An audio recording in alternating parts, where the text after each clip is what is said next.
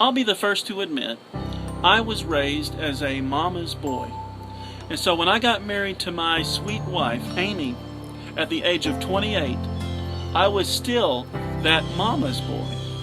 I had no experience at what it meant to develop life as a couple, to grow in marriage, to go through the highs and the lows with someone else, to weather the storms of life with a new wife.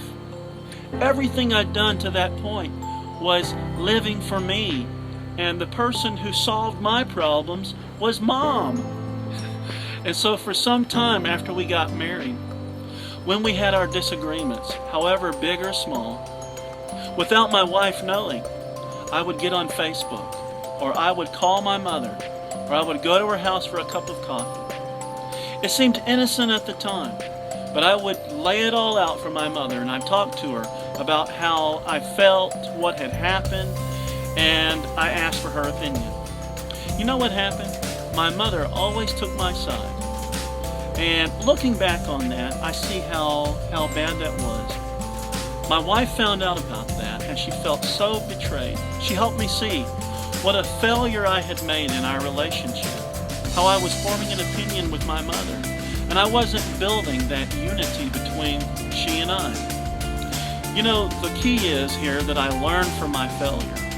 It took a couple of times because I was stubborn, but I learned that when we have disagreements, we work it out amongst ourselves and we don't bring someone else into it. Well, let's think about our marriage with Christ. That's what happens when we come to know Christ. We come into this union. It's a marriage. In this marital union between you and Christ, you've already spent a significant amount of time on your own, living a life that was focused only on you.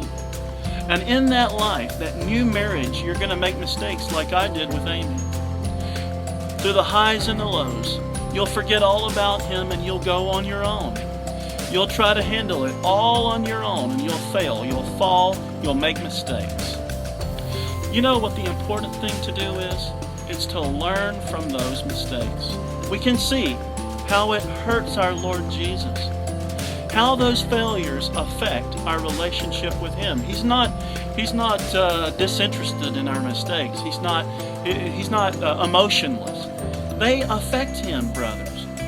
When we fail, it quenches our relationship with Him.